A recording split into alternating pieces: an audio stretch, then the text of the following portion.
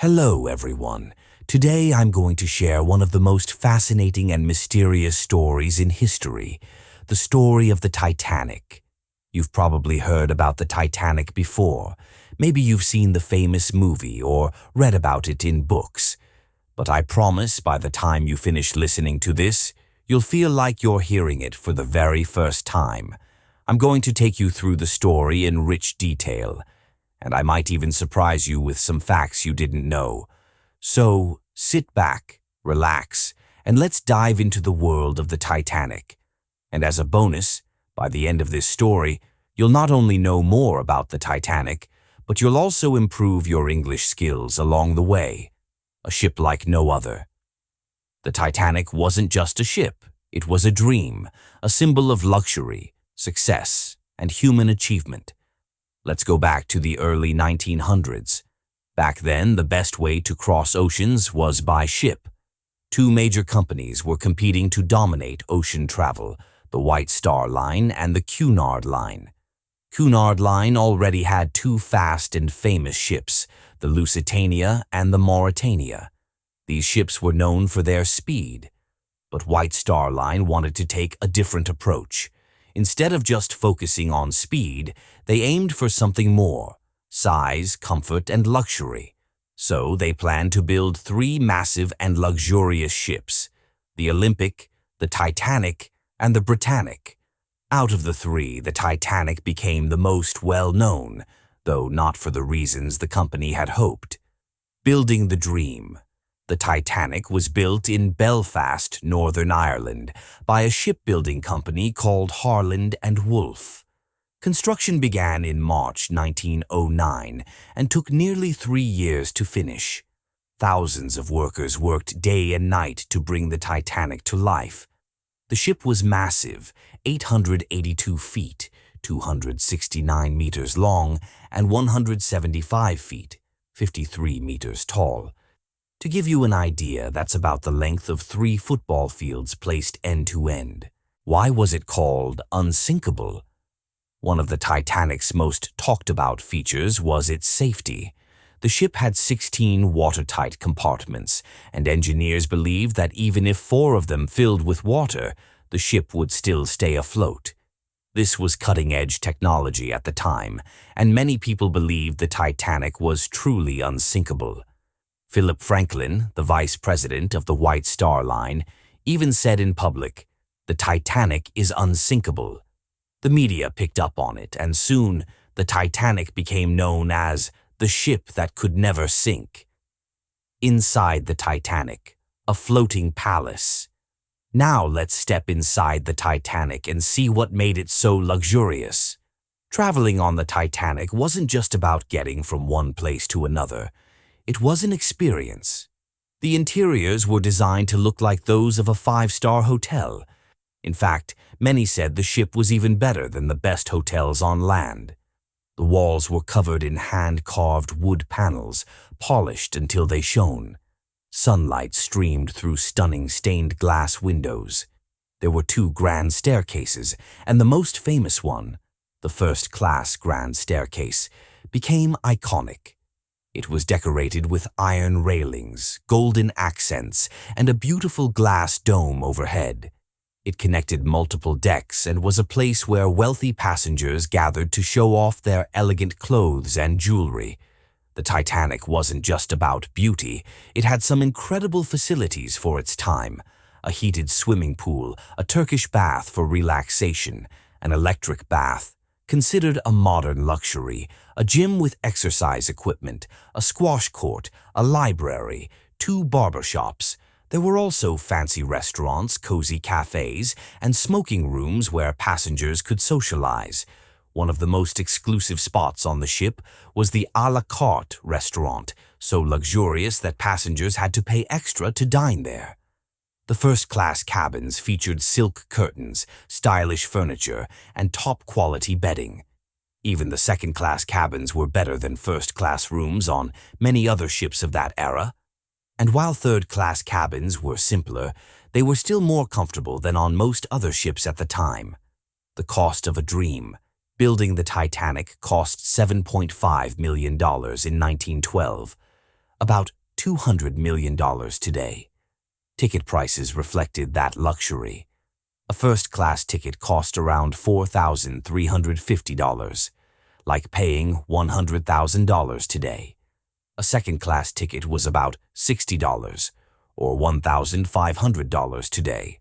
A third-class ticket ranged from $15 to $20, $40, roughly $400 to $1,000 today. Only the rich and powerful could afford the luxury of first class. The maiden voyage. When the Titanic was finally completed, people around the world were thrilled. It was the largest and most luxurious ship ever built. Celebrities, wealthy businessmen, and elite families rushed to book tickets for its maiden voyage, the very first trip from Southampton, England to New York City, USA. The Titanic set sail on April 10, 1912. Huge crowds gathered at the port in Southampton to see the ship off. Families waved goodbye to their loved ones. Photographers snapped pictures of the beautiful ship as it slowly left the dock. On board were 2,224 passengers and crew members, including some of the wealthiest people in the world. John Jacob Astor IV, one of the richest men on earth. Molly Brown, a well-known socialite Isidore Straus, co-owner of Macy's department store, and his wife Ida Straus. There were also many immigrants traveling in third class, hoping to start a new life in America. For them, the Titanic was more than just a ship. It was a symbol of hope and opportunity. The calm before the storm. The Titanic's journey began smoothly. The ship was sailing at a steady speed of 21.5 knots, which is about 40 kilometers per hour. Everything seemed perfect. Passengers were enjoying the luxurious facilities, relaxing in their cabins, and dining in elegant restaurants. The weather was calm, and the sea looked peaceful. But just 2 days into the voyage, the Titanic received its first ice warning, a message from another ship alerting them about icebergs in the North Atlantic. Now, icebergs were fairly common in that region during April, so the warning didn't raise much concern. After all, everyone believed the Titanic was unsinkable, right? A beautiful day, a growing danger. The voyage continued. By April 14, 1912, the Titanic had been at sea for 4 days. The sun was shining, the sea was calm, and the passengers were enjoying every minute of the trip. What no one knew was that this peaceful day would soon turn into one of the most tragic events in maritime history. Throughout April 14th, the Titanic received 7 iceberg warnings from nearby ships. These messages were sent using Morse code, a communication system using dots and dashes. Each message warned about large icebergs in the ship's path. However, several things went wrong with how these warnings were handled. Some messages didn't reach the captain because they weren't labeled as urgent. Others were given to the ship's wireless operators, who were busy sending personal messages for passengers and didn't prioritize the warnings. Even the messages that did reach Captain Edward Smith weren't taken seriously. Confident in the Titanic's design and reputation, Captain Smith didn't reduce the ship's speed. The Titanic continued sailing at full speed, 21.5 knots. The night of the collision. That night, April 14th, was unusually dark. The moon was nowhere to be seen, and the stars gave very little light. The sea was eerily calm, and while that might sound ideal, it actually made it harder to see icebergs.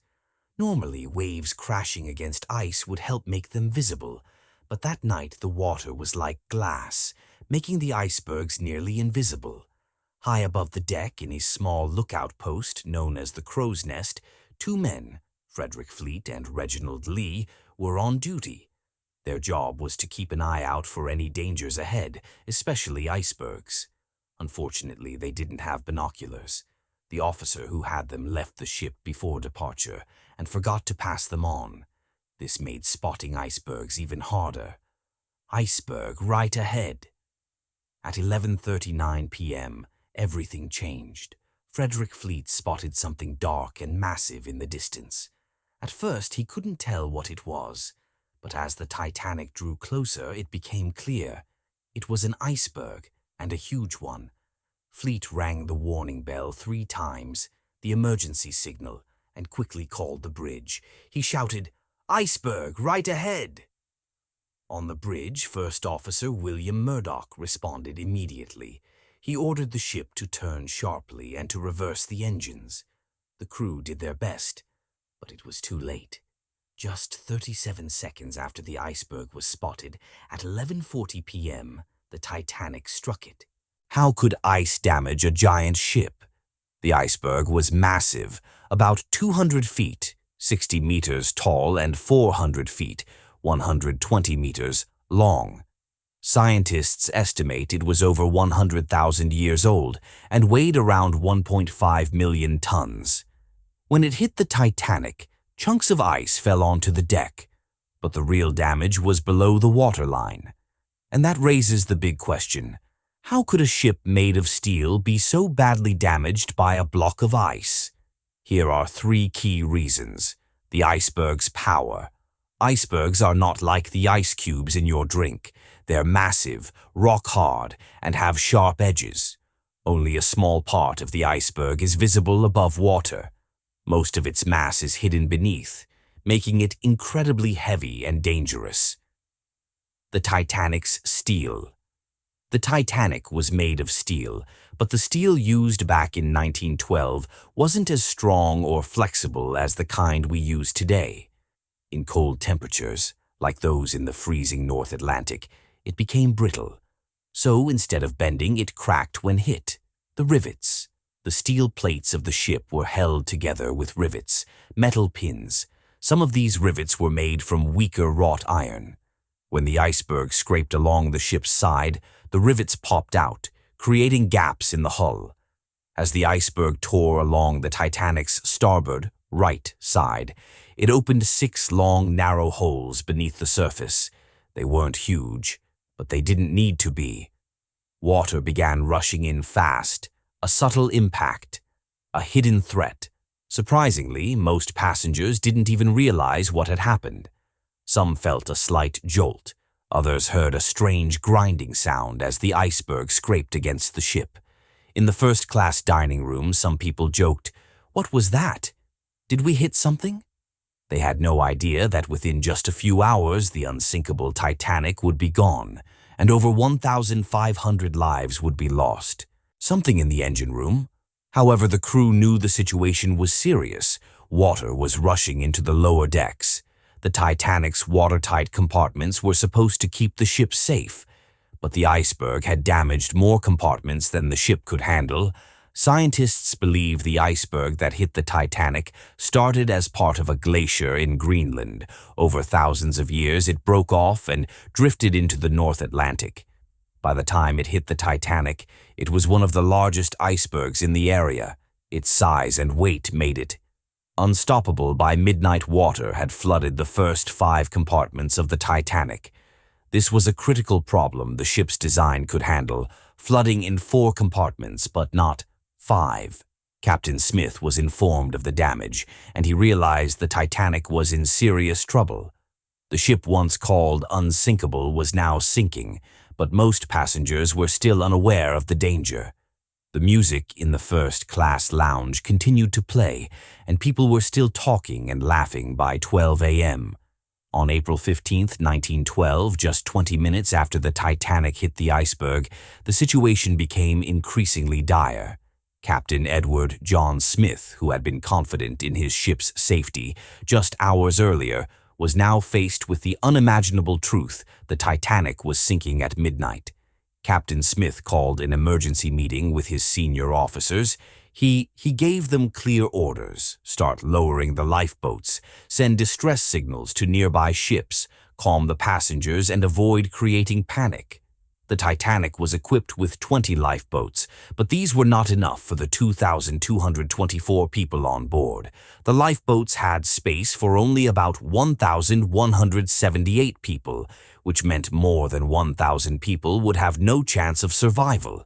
This was a design flaw, as the ship was built to carry more lifeboats, but the company decided not to include them to keep the deck spacious and aesthetically pleasing as the crew began lowering lifeboats. The Titanic's wireless operators, Jack Phillips and Harold Bride, started sending distress signals using Morse code. They used the call sign CQD, which meant "Come Kwai Distress." Later, they also used SOS, the new international distress signal that was easier to recognize. One of these distress signals was picked up by the RMS Carpathia, a passenger ship about 58 miles 93 kilometers away. The Carpathia, Captain Arthur Rostron, immediately ordered his crew to change course and head toward the Titanic. The Carpathia could travel at a maximum speed of 17 knots, but even at full speed it would take 4 hours to reach the Titanic. Meanwhile, other ships like the SS Californian were closer, but did not respond in time. The Californian wireless operator had gone to bed and didn't hear the distress calls as the crew lowered the lifeboats. Confusion and fear spread among the passengers. Most people didn't understand how serious the situation was. The Titanic was still brightly lit, and the band continued to play cheerful music to keep everyone calm in first class. Some passengers hesitated to leave their luxurious surroundings. They thought the lifeboats were just a precaution, and third-class passengers faced a much harder time. Many were trapped in the lower decks and struggled to find their way to the lifeboats. Language barriers made it even worse, as many third-class passengers were immigrants who didn't speak English by 12:30 a.m. The first lifeboat was lowered into the freezing Atlantic Ocean. It had space for 65 people, but only 28 passengers were on board. This was a common pattern throughout the night. Many lifeboats left the Titanic half empty because passengers didn't believe the ship was sinking or thought they'd be safer, staying on board as water continued to pour into the Titanic. It became clear that the ship's watertight compartments were not enough to save it. These compartment apartments were designed to keep water contained, but they only extended part way up the ship. Once the water reached the top of these compartments, it began spilling over into the next ones by 1:30 a.m. The bow front of the Titanic was fully underwater.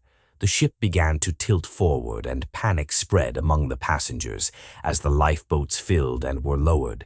The passengers faced another deadly threat: the icy water. The temperature of the North Atlantic that night was -2 degrees Celsius, 28 degrees Fahrenheit, cold enough to cause hypothermia within minutes. Most passengers and crew who entered the water without a lifeboat did not survive the Titanic, had 2,224 people on board, but only 705 survived, most of them in lifeboats, at around 2:15 a.m. The Titanic situation reached its breaking point. Literally, the weight of the water flooding the ship caused immense pressure, and the Titanic began to crack. Here's how it happened. The bow was already underwater, pulling the ship downward. The stern back of the ship was lifted high into the air. The stress on the middle section of the ship was too much, and the Titanic broke into two pieces. The two halves of the ship sank separately. The bow plunged to the ocean floor. First, the stern floated for a few moments before also sinking at 4 a.m. 2 hours after the Titanic sank, the RMS Carpathia finally arrived. The crew immediately began rescuing survivors from the lifeboats. The Carpathia crew worked tirelessly to pull people from the freezing water. Many survivors were in shock, crying, or suffering from hypothermia. Some were too weak to climb. Rescue and aftermath. By 8:30 a.m., all the survivors of the Titanic disaster had been rescued. They were brought aboard the RMS Carpathia using ropes and ladders. With everyone safely on board, the Carpathia set a course for New York. Behind them, they left the wreck of the Titanic and the icy waters where more than 1,500 people had perished. The world was in shock. How could such a magnificent, unsinkable ship go down? Why had so many lives been lost? As investigations began, a disturbing question came to light: the mysterious role of another ship, the SS Californian. The SS Californian, a missed opportunity. The SS Californian, a British steamship, was also in the North Atlantic on the night of April 14, 1912, the same night the Titanic hit the iceberg. Unlike the Titanic, the Californian had decided to stop for the night because of ice warnings. It was surrounded by icebergs, had turned off its engines, and sat motionless in the still, cold ocean. Around 11 p.m., the crew of the Californian saw a large ship in the distance. It was the Titanic. From their deck, they could clearly see its lights. When the Titanic started to sink, it fired white rocket flares, a distress signal visible for miles, meant to alert any nearby ships of an emergency. The crew of the Californian saw the flares. Second Officer Herbert Stone reported them to Captain Stanley Lord, saying that the ship appeared to have stopped and was firing rockets. But Captain Lord dismissed the warning. He assumed it was just part of a party or celebration, which wasn't unusual for luxury liners carrying wealthy passengers. One of the most critical mistakes made by the Californian was that its wireless radio had been turned off for the night. The wireless operator, Cyril Evans, had gone to bed at 11:30 p.m., just before the Titanic began sending SOS signals. Because of this, the Californian never received the Titanic's distress calls. If the radio had been active, they might have responded in time to save hundreds of lives. Could the Californian have saved lives? The Californian was only 20 miles, about 37 kilometers, from the Titanic, close enough that it could have reached the scene in around 2 hours. While it might not have arrived before the Titanic sank at 2:20 a.m., it could have reached the area by 2:30 or 3 a.m., much earlier than the Carpathia, which arrived at 4 a.m. Even rescuing an extra 100 or 200 people from the freezing ocean or the lifeboats would have dramatically reduced the tragedy's toll. Lasting impact and changes at sea. The controversy around the Californian led to major changes in maritime laws and safety practices. 24/7 radio communication. Ships were now required to have their wireless radios manned at all times, so distress calls would never be missed again. Clear flare protocols. New rules stated that any rocket flares at night must always be treated as emergency signals, not fireworks or celebrations.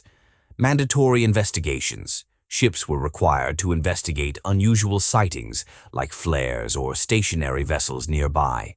Captain Stanley Lord's reputation was permanently tarnished. Though he spent the rest of his life trying to clear his name, the shadow of that night followed him until his death in 1962. The Titanic. Symbol and legacy. The Titanic wasn't just a ship. It was a symbol of human ambition, luxury, and the promise of modern engineering. But in one tragic night, all of that vanished beneath the icy waters of the Atlantic. More than a century later, the Titanic remains one of the most compelling and haunting stories in history. After it sank on April 15, 1912, the ship disappeared into the dark depths of the ocean. For decades, no one knew exactly where it had landed. Many believed it would never be found. At a depth of 12,500 feet, about 3,800 meters, it was far beyond the reach of most explorers at the time. That changed in 1985 when oceanographer Dr. Robert Ballard and his team finally discovered the wreck. Using advanced underwater technology and a robotic submersible, they explored the ocean floor. And what they found was breathtaking. The bow of the ship was still largely intact, while the stern was twisted and broken, showing clear evidence that the ship had split in two before sinking. Scattered around the wreck were shoes, dishes, luggage, and other personal belongings, haunting reminders of the passengers who never made it home. The wreck today and its ongoing story. Since its discovery, scientists have studied the wreck extensively. But time is running out.